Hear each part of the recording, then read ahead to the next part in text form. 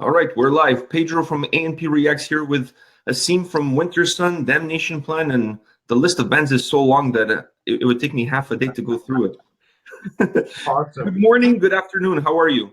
I'm good. I'm pretty fine, and good to be here, and good to be talking to you finally. And heard so much about you guys from a lot of different, friends and a lot of people as well. And you guys doing an amazing job. So it's really, really an honor and really nice to be here. Well, it's an honor for me to be talking with you. I really appreciate your taking the time today on this Saturday to talk to me about your music, your career, the things you're doing. And let me start with this one. How many bands are too many bands to be involved with? It's a pretty interesting question because when I moved to Finland, that was 2007, and before that, in my own country, I think I had three bands that I worked with that I made, so to speak, but they kind of like didn't work out. So of course, I wanted to pursue music like professionally. So it's the reason that I moved to Finland, and in Finland, I don't know, I've been involved in so many projects. I've been involved in like basically the bands that I can remember are Killer Kachina, Self Blind, Death of Thought, Whispering Leaves, the Nibiruan, Kiowas, Wintersun.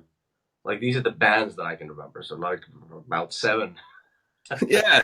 Oh, I forgot Damnation Plan. Right. The list is humongous. Right, exactly. So Damnation Plan as well. Then I've got an Estonian band also, Cantilena, and so yeah, it's really hard to remember. You could just like on average, or by all means, you could say maybe 10. So wow. Wow. And you're a busy guy with all these bands, with all the projects, touring and everything. You still make time to provide guitar lessons, and I believe vocal lessons as well, right? Correct. I do that. I mean, I've been teaching since kind of like 11, 12 years now, but with the guitar lessons and vocal lessons, of course, there were times that I have not been involved in it because of being super busy and all that. But now it's kind of like becoming a regular thing as well, regarding the guitar lessons mostly. I do have vocal students also, but not that many. But the guitar lessons I give kind of like on regular basis nowadays. So You do it in person and online? Sorry? Do you do it in person and also online? Both ways, yeah, exactly. So it could be either Skype, it could be Facebook. It just depends. Like sometimes nowadays, there's a bit of a problem with Skype, so it's really hard to get everything connected with Skype. So, Facebook or any other medium or whatever the student is comfortable with. So I'm able to give online as well and face to face also. But it depends. I've got students from Canada also. I've got students from Australia, from Germany, from States.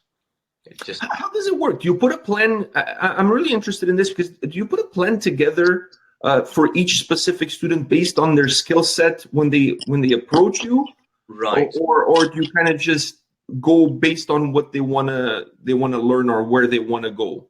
I think every student's requirement is different. So some of them, they really want to learn just like specific things. For instance, I've got some students as well. They just want to learn Wintersun stuff, and I go like, okay, well, let's work on that. Some of them are like, I want to work on a certain technique. So what I ask them to do is to show me a little bit around that.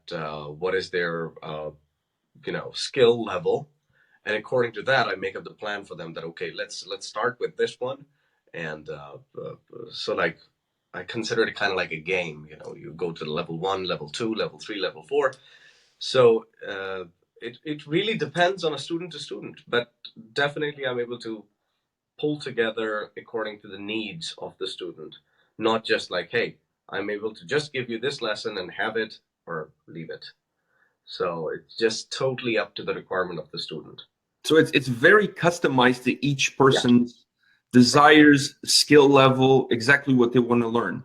Correct. Very correct. Yes, exactly. Wow, that's pretty neat. Also, the ability that if you're a huge Wintersun fan and you know how to play guitar, but you want to know how to play a specific song, fact that you can help them with that, I think that's a really, it's a really cool thing to do. Absolutely, absolutely, and it helps so many ways as well. It's good for me as well because basically the best part about teaching is as well that you learn yourself so much as well. It's not just by teaching someone that you get like you're passing on your knowledge, but you start gaining yourself the knowledge as well more. That hey, maybe by seeing your student doing something in a different way, you go like, hey, well, wait a minute. By even telling that person that what if I do this way would make my technique improved and so on. So it's like a back and forth thing. So it's just amazing as well, just to even tell people or teach people regarding the Wintersun stuff as well. It just motivates me to even start learning the things more accurately. So now, in terms of the guitar and the vocals, is there one that you prefer? Like, do you prefer the singing or the guitar? Which one gives you more pleasure? Are they equally? They're both equals to you. Definitely, they're both equal. Definitely. I mean, it's just hard to pull one over the other. It's because the vocals, I've been doing it all the time, and I still do it. Even like yesterday when I was doing the groceries as well, it was a bit awkward because there was a woman just behind me, and I was just I was getting the pizza from the frozen, the frozen section and so on, and she was constantly looking at me, and I realized that she was looking at me, but I didn't realize that I was singing, like not just humming. I was literally singing. So not, I thought that it's not loud, but I was singing, and I was just making some melodies out, and she was just constantly looking at me like, "What's wrong with this guy?" Okay, let me ask you this: was this before you went drinking with Yarko, or after you went drinking with Before. Yarko? Before. So just imagine what would happen after. I had to ask that because I can only imagine how that drinking last night went. Yeah, it just because I haven't seen Yarko. Yarko is the drummer of Damnation Plan, and we haven't seen each other since the beginning of the tour with Archenemy of Wintersun. So it's been nearly about 3 months. So it was like a lot of catching up to do, and we just have this kind of like a thing that when we start, and we last till the dawn. And that exactly what happened. We were just laughing about it yesterday as well. Well, yeah, just a few beers. We're gonna take it easy. Everything's gonna be all right. We can just take few and just go to sleep and whatever. And then if it lasted till the dawn as well, I think we went to sleep at 6 or something like that in the morning. So wow, and that explains why we started this live broadcast late. Exactly. A little bit of hangover was happening at the house today. You could put it that way, yeah. Exactly. So before I go on to my next question, because I want to talk a little bit about Damnation Plan and the album that you guys put out in 2017, what's the best way for people to get in touch with you in terms of the guitar lessons or singing lessons? They can contact me on Facebook. I've got I've got an artist page as well by my name, and the same thing goes around with Instagram as well. So I think these two mediums are the best to contact me. Anytime. I'm very responsive. I read all the messages or all the comments or whatever. So the people are more than welcome to just write me anytime they want to, and I'll be there. So Instagram and Facebook are the best key. Great, you guys heard it. So if you want to improve your guitar skills, you want to learn that. I'm telling you right now, if I knew how to play guitar, I would be asking you to teach me The Death and the Healing. That's my absolute favorite song. So, but I can't play guitar if my life depended on it. No worries on that. No worries that. I'm sure you're able to do much more awesome things that I can't. So, I don't know about that. I'm sure about that. I don't know about that. I've seen you play on videos, and I've seen you sing. Those two things, you do them both extremely well. So thank you. Don't sell yourself short. And speaking of singing, this is a perfect segue to Damnation Plan. You guys released your album last year, Reality Illusion. I really enjoyed the album, right? But I want to hear from you, like, How was the process with that album? Were you guys satisfied with the end result? Uh, Tell me a little bit more about that specific album from Damnation Plan. Uh, it was uh, it was a hectic process in a way that at that time I was really busy as well because I do a business of leather garments and textiles also. So at that time I'd been traveling way too much, doing regarding the business and all that, and it took us nearly about 3 years, or actually 4 years, to pull up the album together and get it recorded and mixed and released. So it was a bit of a lengthy process, but the process was always very exciting, and there was the involvement of everybody was intense, and especially with Yarko as well. Like he was totally locked up. The last year he was totally locked up, like uh, getting everything sorted out, making the artwork, doing the editing and the video things as well, because all the direction of the videos had been done by Yarko, and the editing also, and from the scratch till the end result. And so the most hats off goes to Yarko because he has done a lot of work on that album.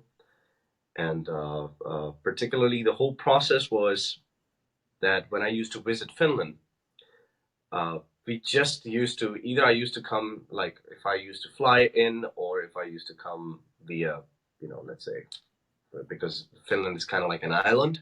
So you come here kind of like flying, or rather you come via sea. So either ways, we used to end up straight ahead on the same day into our studio and just record vocals and set different things and change different things and make new ideas and all that kind of stuff. So it was quite like hectic, but everything eventually worked out so well that we're so happy with the end result that I think this is definitely, we set ourselves to the next level. We set our tone pretty higher as well than the previous album as well. So it's been um, it's been just tremendous amount of work put up, and it's very unfortunate that nowadays there are so many bands as well who just do things just for the heck of it by doing it.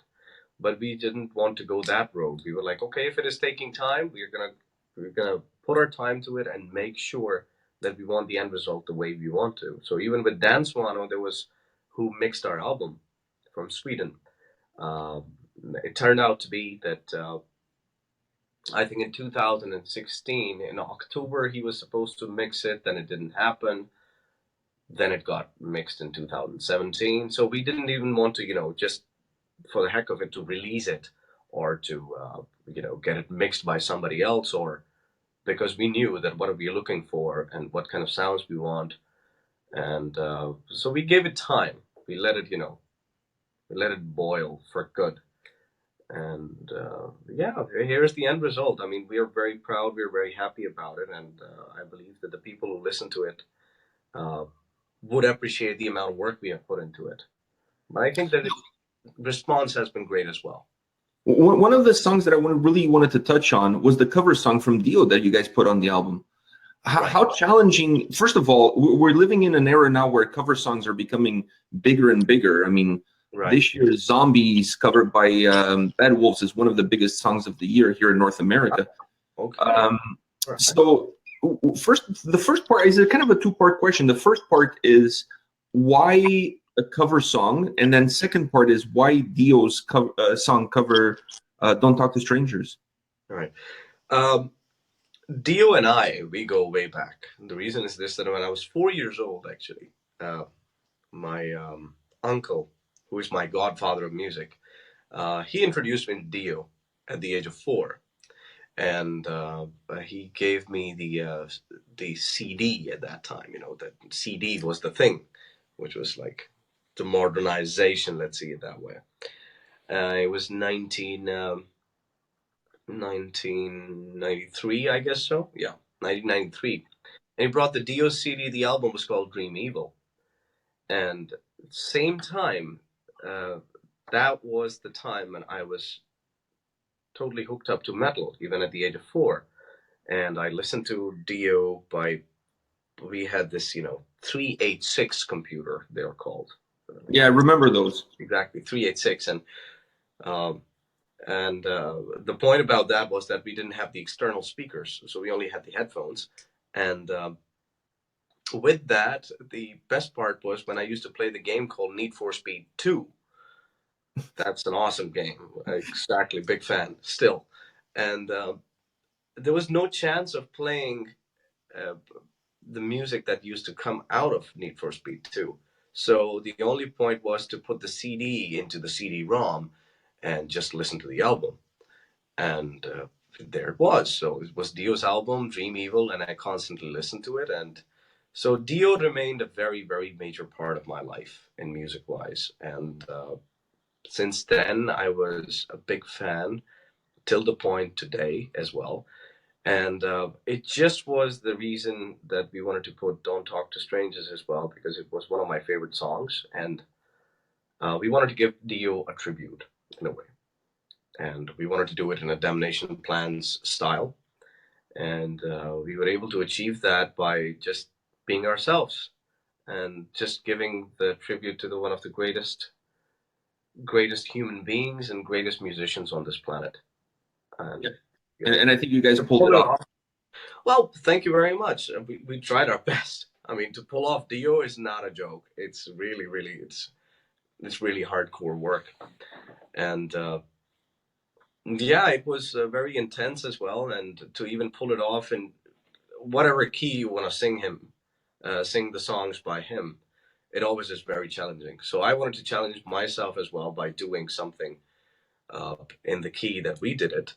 And I think it worked out pretty well. So it was one of my favorite songs, and I've done it so many times with the previous bands as well, but we never released it. So this was the biggest challenge to put this out there and let people know about it. So I think it was pretty nice that we were able to pull this off and put it on the album, and it worked out pretty well. No, I think you guys pulled it off. It's not easy to do cover songs of anybody, but Dio cover songs are even harder to do. But I really think you guys pulled it off, and I was really surprised because the first song I heard from the album was Maze of Despair, and that was kind of my gateway drug into the rest of the album, into the rest of the band. That's really then nice. Once I started listening to the album and I see a Dio cover, I'm like, Dio cover? I wasn't, it kind of caught me off guard, but then once I listened to it, I was like, wow, you guys really did a good job with it. No, thank you. Yeah, so many people don't even know about it. Like, we even did the Dio cover. So even in Finland as well, when I talk with so many people, they just go like, oh, wow, you guys did a Dio cover? And I'm like, yeah, well, go check it out. Yeah, I highly recommend checking out the album. I mean, the whole album is really good, but that Dio cover right towards the end, right at the end, it's kind of like the bow that ties the gift perfectly. Thank you so much. Thank you so much for saying that, because it means a lot to us, because we did put a lot of effort into it. And as I said, we wanted to make it like with our style to give the tribute to Dio particularly. And everything just worked out. It was just like, everything just popped out of us, like particularly me, because as being a big fan of Dio, it was an honor for me as well that the guys agreed on doing this tribute, because it was just an idea that came out of me. And of course, the guys know that how much I'm a fan of Dio. So we were thinking about doing a cover song, and the ideas were popping here and there. And all of a sudden, I just went like, "Hey, how about Don't Talk to Strangers?" I'm like, okay, there was no other question asked, and it was just like, boom, let's get it done. Apparently, you're not just a big fan of Dio; you're also a big fan of Need for Speed 2. Oh yes, exactly. 2 particularly. 2. Not 3, not 1, 2. You know they have emulators now that you can install on your current computer to play those old games from back in the day. Yes, exactly. I should do that.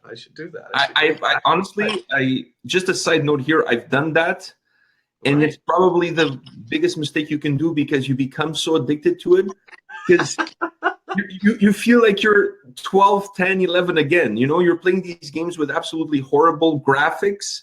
I know. It's almost like you're reliving your youth. Exactly. At the same time, there used to be another game that I used to play besides Need for Speed 2. That game was called Dave, Dave, and that was kind of like a horror kind of a game. And still, now that you remind me of it, I should write it down and download it somewhere. Like, Yeah, I'm sure there's websites where you can download the emulator and you can download almost any single game that was available in those days, either Atari games or Spectrum games. You can download all of that stuff and you can play them on emulators. right? I personally play Spy Hunter and Double Dragon all the time. I love Really, them. Double Dragon. All right.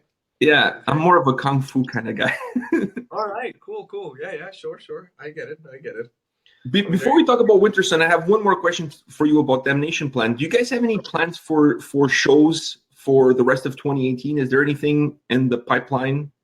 There could be something coming up at the end of the year, or maybe in summertime as well. We can't say for sure, because the thing is that unfortunately our second vocalist left the band in the midst of right after releasing the album. So we have been searching for the other vocalist, so to speak, but we do have some candidates. We are still looking for some people as well, because our target to get another person, to get to know that person and to get him in the band, it's not that easy, particularly nowadays. And so we're working on that thing. But I think we do have some plans, which I can't disclose yet. But I think there are going to be a lot of changes that are coming along, and we have started to work on the next album. Unfortunately, because last year was very busy for me with Wintersun, so one of the reasons we couldn't do much shows was because of that. But 2018 or 2019, that seems like a good gateway for us to go out there and expose ourselves, and by tours and all that. Expose yourselves musically. Let me just Yes. because after the night of drinking that you guys had last night, I just have to emphasize musically.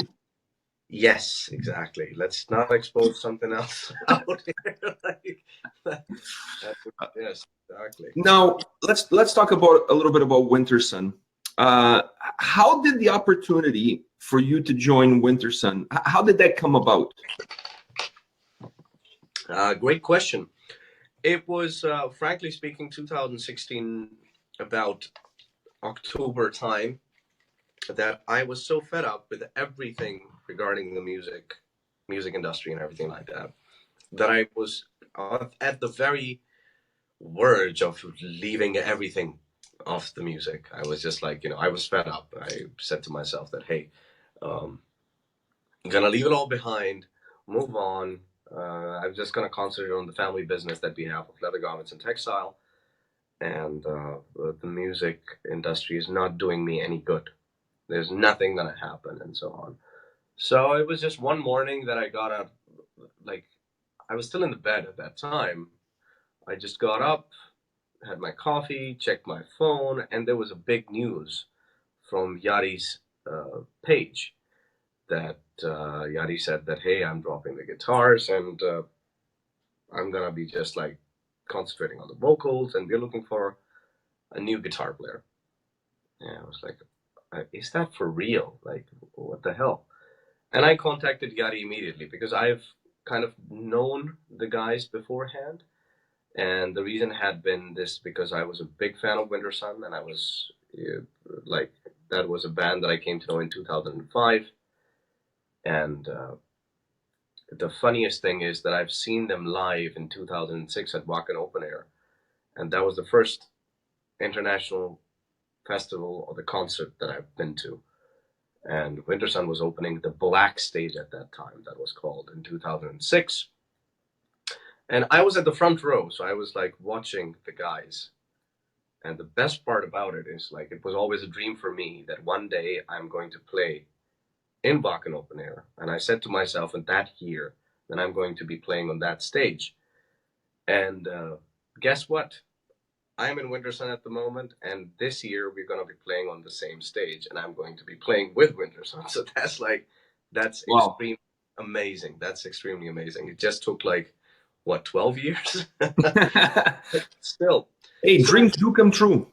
yeah, they do, absolutely. If you really truly dream something and you really go for something, you really, really definitely get it, one way or the other. And I'm a living example of it. But for me, it never occurred to me that a band like Wintersun would ever be looking for a guitar player, because it was always known, like, Yari and Dimmu are the guitar players. And so getting that information in November 2015, it was, no, sorry, 2016, I said to myself, okay, I can give it a try and see what happens. And as I said, like, I've known the guy somehow beforehand because I was a fan, and of course we have done the merchandising a little bit for Wintersun as well. And Yari and Temu had been using our products, like leather jackets and everything like that. So I wrote Yari about it, that, hey, what's the situation? That's big news that, you're dropping the guitar and looking for a guitar player. And he said, yeah, well, that had been coming along for some time, and now we decided that, okay, this is now it, that I want to do it. And I said to Yari that, hey, how about, like, if I try it?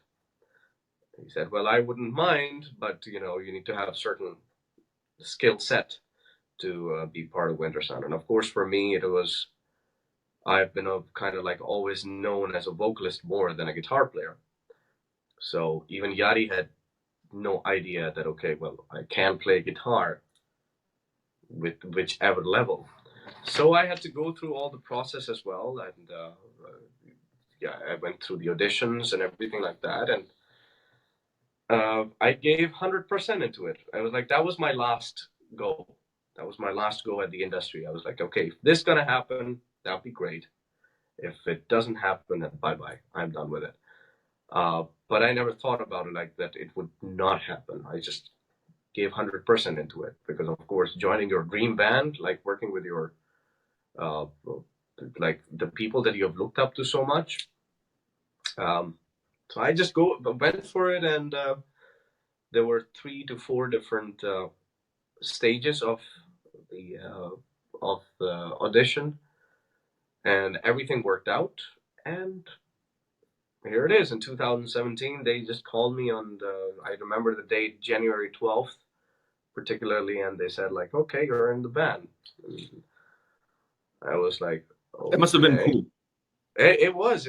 Actually, that was very astounding as well, because I was on the Skype meeting with the guys, and Yari said as well in Finnish that, okay, so what do you guys think? So Teemu said, like, yes. Jukka said, yes. And then Yari at the end said, yes. And I was just sitting there like, okay. What do you mean, yes? Like, it just, my process was going through my mind. Like, what do you mean, yes? Because we were talking a little bit Finnish as well there. So I was just confused. I was just looking left and right. Like, yes, what? Yes. Like, yes. And it really did hit me after a day that, holy shit. Like, at that point, I was just sitting there like, all right, cool, okay, yeah, I'm in the band, right? But after, when I, like, the next day I woke up, I was like, holy motherfucking shit, I'm in the band. Like, that was, yeah, we still joke about it. Like, Yuka still asks me, were you okay? Like, were you, like, did we say something wrong that day or something that, you kind of like, you had no emotions at all when we told you that you're in the band? What happened? I said, I was fucking starstruck. Or I was totally, what's the right word? Totally shocked that, okay, I am in the band. Because we had some serious discussion going on before the announcement. So, yeah, because the band seems like a very, like, before you joining the band, but even now, but it seems like a very tight-knit group.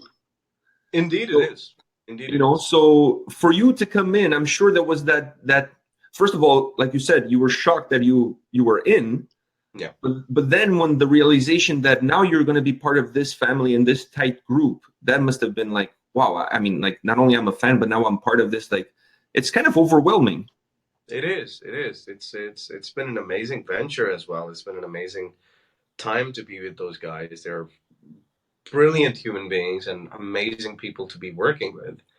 And everything just works around in that band. Like it just is so efficient, and so everything is just super awesome. Now, during your audition period, this to me is the part that I find it interesting. Did they ask you to? Did you had to learn how to play certain Wintersun songs during that audition process, or they just wanted to see your technique and see how you play? How does a band like Wintersun audition for a new guitar player? So, as I mentioned, I talked with Yadi, and before they even announced the official post regarding the auditions are open and all that, and what are the requirements of the auditions. Yadi told me as well that there would be certain songs, part of the songs that everybody needs to make the video of, and there's a certain criteria to it, according to which they would decide that okay, who to choose and who not to choose. So there were certain parts of the songs, like there was a solo part of Death and the Healing. There was Star Child, a bit of a Meshuggah part to it. There was Sons of Winter and Stars. Then a little bit of your own thing, improvisation and whatnot. So there were certain 5 to 6 things that one should make the video of. There were short clips for them to see what are the skill set. And then according to that, they would decide which people to choose, and then going to the next level. So after that, the videos were made and sent to the guys. They put up for a month, I guess so, and then they chose people, and I was one of them. And then they invited me over. I went to the studio, and they shoved the guitar right in my hand. Unexpected. They were just like they didn't say anything. So that was another test as well to see like what would be the pressure, that how people can take it in. Or so that went pretty well. So they just we jammed around, we saw a little bit of techniques here and there, and talked about things. Then after that, the other thing was that they wanted, I think that was the last stage, which was that they wanted the people that they chose that you learn the whole song Sons of Winter and Stars, and they would record each candidate live, particularly with several takes, and see like who plays the better, and who's more tighter.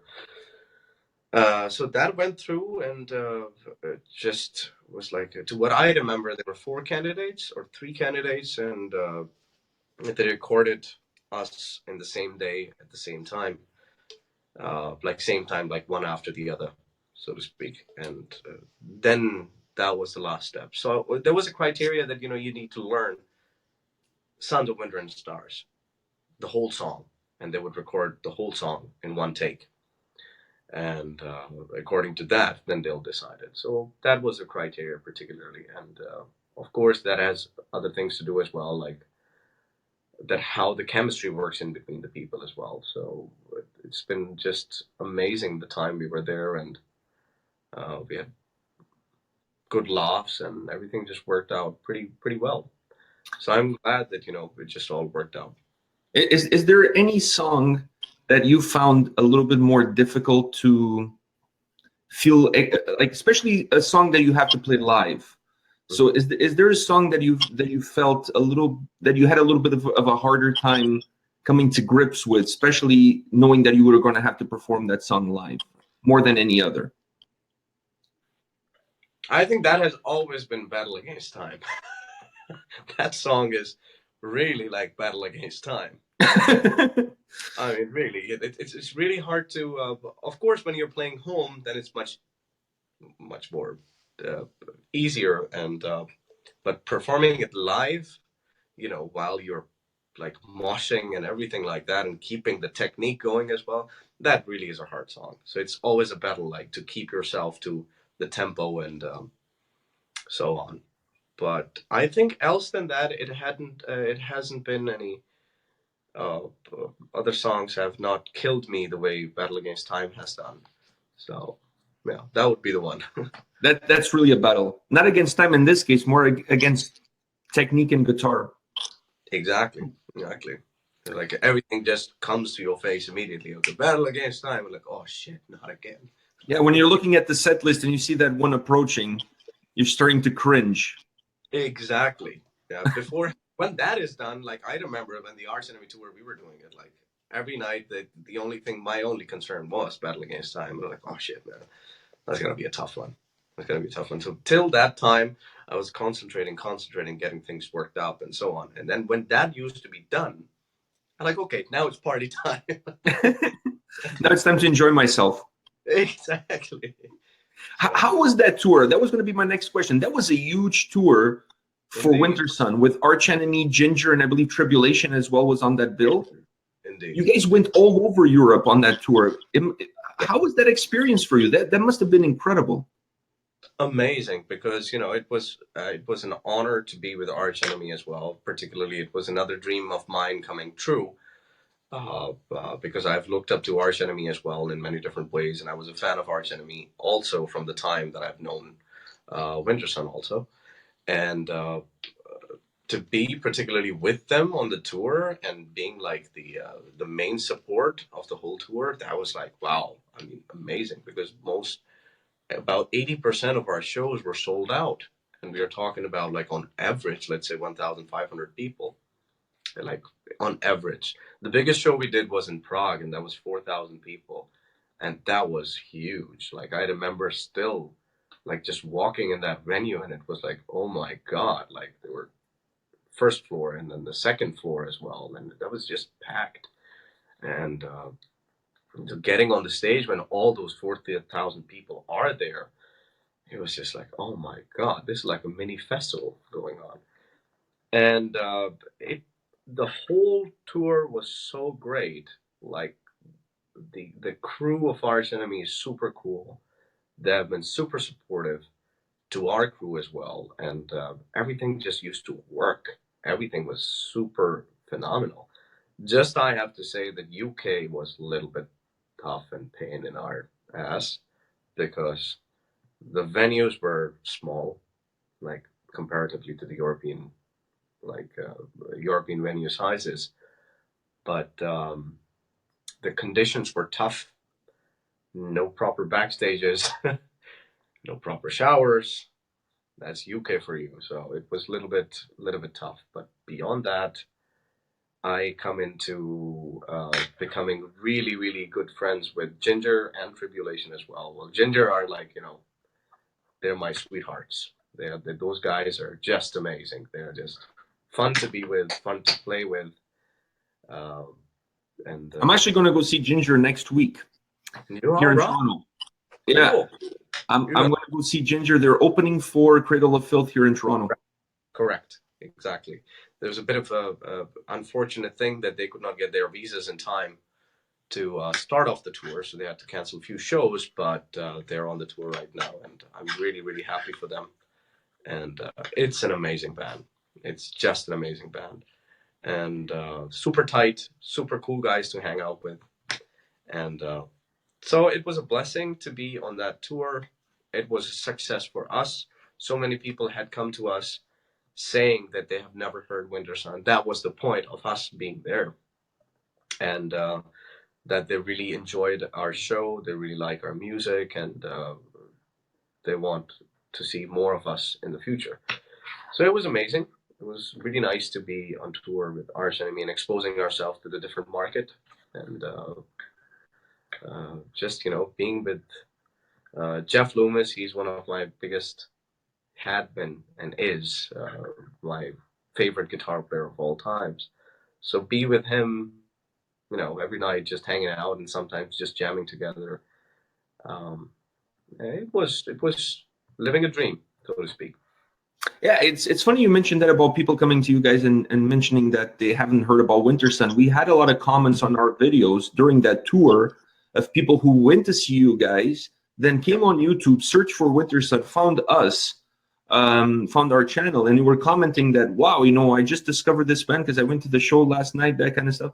So I really feel like this tour for you guys, it really opened a lot of doors throughout Europe to a whole world of new fans that will perhaps allow you guys to do bigger tours, not as a supporting act, but perhaps as a headliner.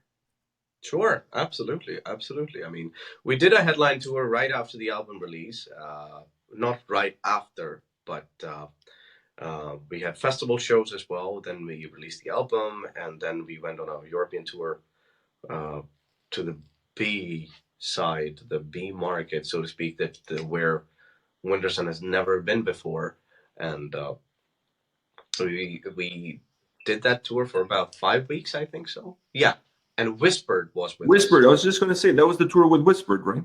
Exactly, and amazing guys, amazing people, and amazing musicians, and particularly, and so it was a great tour. But being on Arch Enemy tour, it just did expose so much of opportunity for us that the people, let's say, who had no idea that we even exist or who we are and so on. So it has helped us, the right word would be to expand our fan base and to expose ourselves to many different styles of many different people who had been just the fans of Arch Enemy, and now they heard us and they're coming to us now to liking our music. So it's been a success. That's what you can call it. Yeah. Now you guys have you guys had a show you had some shows in Moscow, I believe, a couple of months back or a month ago. But the big one that I'm sure everybody's excited about is the Wintersun by Request shows. Oh yeah. How excited are you about that? And about having to play Battle Against Time? Whew. We do have it on the list as well. But now, as I've played the whole tour with Battle Against Time, so it's not that big of a challenge. But I must say that Forest That Weeps is going to be a challenge, because that is one hell of a technical song, even though it doesn't sound like it, but it is. So if one fucks up, everybody fucks up. So that would be a very challenging song to pull off, and that's this song I've been the most scared to touch out of any other song. So nowadays I'm working on that one as well, and it is a show by the request of the fans, and that's like amazing thing that we were able to pull off. And I think it's gonna be super exciting, because this is something we are giving to the people that what they really want to hear, and not just because that oh well, we can play whatever we want and so on. So it was just up to all of them. It had nothing to do with us. Like, whatever you guys are voting for, we're gonna pull it off. So it's gonna be great, and I'm sure that so many people are looking forward to be hearing the songs which we haven't played, and we haven't played, let's say, ever. So as particularly Wintersun as well. So that would be just amazing. I'm looking forward. Let me ask you this about that by request. Is once the votes are tallied, are you guys collecting the votes for all the shows, or each venue will have its own separate set list? Each venue has its own separate set list, and the last voting would be done for the last show that we are doing on 28th of April.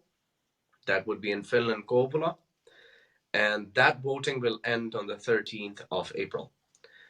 And already the voting has been closed for the first show. The set list is announced. The second show, that is in Helsinki, that's been announced as well. Then the third one is still on the voting list. So every set list is different. Every venue has a different set list. This also means that you guys are going to have to practice a lot more different songs that perhaps in the past they were not part of the set list. Right, correct. So that's the challenge as well. Keeps me busy. Yeah, I was going to say that will create a challenge, because also you have to work out the chemistry between all of you guys to pull the song off live, because it's obviously different to do it on a live setting versus it is in the studio. Correct. Very correct. Indeed. So that's challenging. Now, as a guitar player, I really have to. I have only a couple more questions for you. I really don't want to take too much of your time, and I feel like I'm already taking a lot of your time. So, one question I have for you is, when you're because as a fan, you mentioned when you went to Wacken and you were at the front at the rail watching the band and stuff.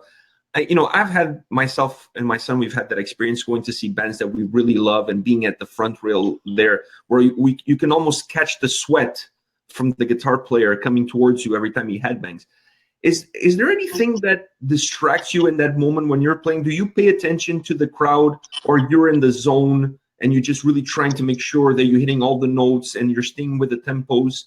Or sometimes you do glance and you do feed off of the energy that's coming from the crowd? Right. Yes. My biggest, let's say it's not a fear, but my biggest concern has always been with the people that were in the front in the row. Particularly, they're so blocked because they can't really move. Depending on the venue as well, so they can't really move. They can't go back to get some water. They can't, like, if they want to go left or right because they can't really breathe because they're always pushed by the other people from the back. That is always my biggest concern. So that's the thing that distracts me the most. If I see somebody like not feeling well, I immediately go like, holy shit, like that's not looking good. And luckily, that on the venues that we have been at, it's been amazing that the security has been very kind enough to take care of those people very well. And they're giving the water as well from time to time to the front row and to, well, let's say the first row, the second row, and the third row as well. Whoever wants the water after 5-10 minutes or when the song breaks come in. And but yeah, there had been some certain situations where some people are crowd surfing and they fall off when they go down, and unfortunately nobody was able to catch them or something like that. Then I go like, oh wow, oh ouch, that must have fucking hurt. And those are the times that I get distracted.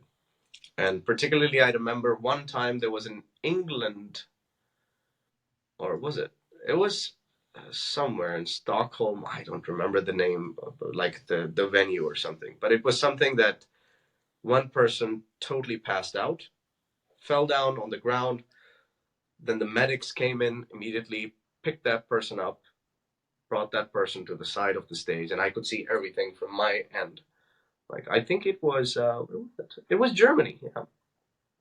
And I felt really, really horrible about it. Like, is she okay? Everything is fine. And, that distracted me for about at least 10 minutes. So I kept on looking from time to time on my right side to see if she's all right. But I can't do anything. No, no, the show must go on. Yeah, right. So these are the things that distract me. But luckily, nobody has thrown a bottle at me or, you know, that would distract me. You know what? You just gave me the perfect segue to the question I was going to ask you. Like I said, I have a couple more, but this one, you just gave me the perfect segue. I think as a musician, you've reached your greatest moment when some underwear or a bra gets thrown at you on stage. Has that happened to you yet? Like, have you reached that pinnacle? Right. I remember the city very well. That was on our tour with Whispered. And that was in Slovenia. I remember it so well because the point was there was the strobe lights going on, and we were moshing, and the moment I got, like, I put my head up and I looked left, and that was the time when I generally see Teemu from my left side. So when I saw Teemu, I saw something dark flew in on the stage, and I was like, holy shit, what was that? Like, it just reminded me of the time when somebody threw the fucking bat at Ozzy or something. Like, so I looked left, I was like, holy shit, what was that? Like, I got a little bit skeptic about it, like what it could be. It could be anything. It could be a shirt. It could be whatever. So luckily, it didn't hit anyone. So I was like, everything is fine. But after 5 minutes, I look again, and it was our drum tech. She had put. It's a lady actually. We have had our drum tech, a lady. She's an amazing person, and with a great sense of humor. So what she did was she picked up that black thing whichever flew in and put it right on the cymbals, like cymbal stand, like on the rack of the cymbals. And when I looked on my left side again at the drum set, I was like, what the fuck? How did a bra? Where did it come from? And then it all got into my system. Holy shit. So that flew in. And obviously, we were all looking at each other like, what the hell just happened? So that bra had remained with us. I think it's still in our rehearsal room somewhere. Wow, there's a lucky lady out there that's gotten her bra into a shrine almost. Kinda, yeah. Well, there had been some Instagram stories as well lately, like right before the Arts Enemy tour as well. We were doing our stage tech was doing some things with the bra. Nothing inappropriate. He just had it as a helmet. So yeah, we have had that situation, and yeah, things are being thrown on the stage from time to time. One time, a cap was thrown at the stage, which Yari took it and became like, there's a video as well of you. Yeah, there's a video. It has the cap backwards. Is that what happened? Somebody threw the... Yep. Wow. Exactly. So he just put it on and sang the song and then threw it back. But then I was talking with him later, like, why didn't you keep the hat, man? Like, come on. Because it happened to Jinjer, actually. He told me the best thing that happened to him, because the bass player, Eugene, and he wears a hat like, he wears a cap, which is straight cap. So what he did in the middle of the show, he threw the cap in the crowd just as a, motion of love for the crowd. I think it was Madrid or somewhere. And somebody threw another cap back at him. He still has it. So, and he said like it was a brown cap. He threw the black cap and he got a brown cap. And he came to the backstage and he was just talking with me. I said, cool cap, man. He said, yeah, I just got it from the audience. Like, wow, that's pretty epic.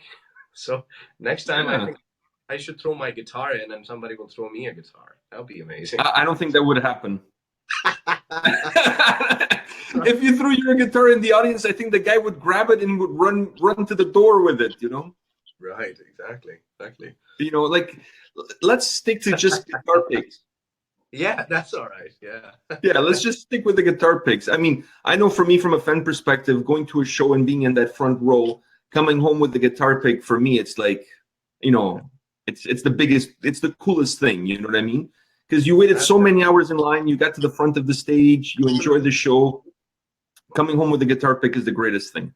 And that happened to me in 2006 at Wacken Open Air. Actually, I had Yari's guitar pick. That was the best thing that happened to me in that time. So just imagine Wacken Open Air, the biggest fucking metal festival in Europe. Even at that time it was. And I was at the front row seeing Wintersun open the festival. I think it was the second day probably, but they were opening the day and of the main stages. And at the end of their set, Yari threw the pick, and of course it didn't go to the audience because of course there's a distance in between, and it's very hard to throw the pick that goes and reaches the audience. And the security guy took the pick and he was walking around, and I just was shouting like, God damn it, I've come from a million miles away to see the band. And he just shoved it in my hand. So that's an amazing experience, definitely, that to have the guitar picks when you go to the concerts and you have that opportunity to catch them or get them. Yeah, I've been lucky enough to get a couple of picks. I have a similar story. I just want to share this really quickly with you. We went to see Judas Priest a couple of weeks ago. Yes, I saw the videos. Yeah. Yeah, and they were throwing guitar picks like all the time, right? All the time. They were throwing almost every song. They were throwing the guitar pick. We weren't able to get any during the show, and my son was really bummed out because he there was a few times where he was close, but people pushed him out of the way, and he wasn't able to grab one. And then one of the security guards saw our video talking about it, and he sent us Richie Faulkner guitar pick in the mail. We got it yesterday. So That is super cool. So That's so cool, man. yeah, he saw the video. He saw the kid complaining, like not complaining, but just disappointed that he went to the show. He was so close a few times because Richie almost every 1 minute of every song he was throwing a pick to the audience. I think he threw over 50 picks during that show. Just constantly throwing out picks, and he would play without a pick, and then he would walk back to his mic stand, grab another pick, play a few seconds of the song, throw the pick out, go grab another one, and he kept doing that. And he was so close, and then he didn't get one. And he's like, okay, the show was amazing, but man, if I could only have gotten one pick, Right. And then somebody saw the video and they mail it to us. Super cool. That's so cool. That's so cool. It gives me hope for humanity, Absolutely. That's just phenomenal. I would say, like, this is really, really amazing. And this is really kind of that person to do that. I wish that, it happens on a constant basis. Like, we take care of each other like that way. It would be amazing. And it's a bummer as well from the stage, particularly when you want to throw a pick at someone. Like, I remember this one time there was a kid in front of me and I wanted to throw the pick at him. But always it was, I'm really a fucking great pick thrower. It never ends up one. So I remember that he was standing right behind this one lady. So I throw the pick. First of all, it's hit her face. And then it falls off. And she's looking at me like, what the hell was that? And we're like, okay, sorry. Pick up another pick, start playing. Throw it again. Second time, it falls her right there. Wow. And luckily she was looking the other way, and I'm just looking at her like, oh shit, no. Yeah, the kid can go in there. Yeah, no. He better not. So I was like, oh shit, what the hell happened? And I gave up. I was like, okay, forget it. Like, I'm not gonna throw anymore, because the next thing I know, maybe she opens her mouth and it just falls in her mouth. I don't know. It's never gonna end she up. chokes. So I'm like, still playing, and right after the show, I'm like, throwing the picks again. And I threw it again at the kid. Like, hey, take that one. And she was looking at Yari, and, her hands were like at Yari, because Yari was like trying to say hello or, shake hands and all that. And then I threw the pick at the kid. Of course, it didn't go to the kid. It just went on her forehead, and her forehead was sweaty. So, that pick just stuck there. And it was just staying there while she is trying to, get a handshake of Yari or something like that. And I'm looking at that like, oh shit, that really looks bad. And then she turns around and her man saw the pick on her forehead and he picked it up. He was like, dude, what the hell? And I told him that, please give it to that kid. Like, please, finally. I tried 2 times. It didn't work. Just give it to that kid. And that was the moment I would never forget. Like, that's just kind of happened to me a couple of times as well. When you tried to throw the pick and it just, plop, stick to the forehead. And I mean, especially depending on the venue, how far you are, you really have to have a really good wrist. It's the technique of the wrist. Right. I have one last question for you, please. And that's Wintersun plans for 2018. What can you share with us beyond obviously the by request shows? What can you share with us? We've got 3 festival shows that are coming up, and hopefully a tour coming up at the end of the year somewhere. So that all I can say, that hopefully it will happen, and we are excited about it, even whatever the situation is. And so by far, that's the 2018's plan. My biggest proud moment would be that obviously we are playing at Wacken Open Air, and we are playing at the same stage, which is nowadays called what was it? Faster, I think so. Are we playing on the faster stage or louder stage? I don't know. I think faster. Yeah. So, well, no shit. Battle against. It's going to be fast and loud. Exactly. It's going to be combined. So that would be a proud moment for me. And hopefully some shows around Europe. Who knows? We don't know yet, but we can all hope for it. So that's what I can share with you regarding the shows. But definitely there would be some great news coming up, hopefully very soon. All right. On that note, I have to say goodbye. Thank you very much for taking the time to do this with me today. I really enjoyed talking to you about singing at the grocery aisle, the bra story. I mean, these are some really epic things that happened to you. And all of them last night, Oh, yeah, sure. They happen on a regular basis, trust me. Stories. I live it every day with an amazing, I get amused myself. And how can that happen all the time? No. Well, thank you very much for your time. Thanks for doing this with us today. And best of luck with the by request shows with Wintersun and all the tours and everything that you guys are involved for the rest of the so much. Thank you. It's been an honor as well. And thank you for doing what you guys do. And keep on doing that. That's really awesome stuff. We keep on checking you guys from time to time. And thank you very much for having me here today. Thank you. Today. Thank you. Bye. Thank you. Bye-bye.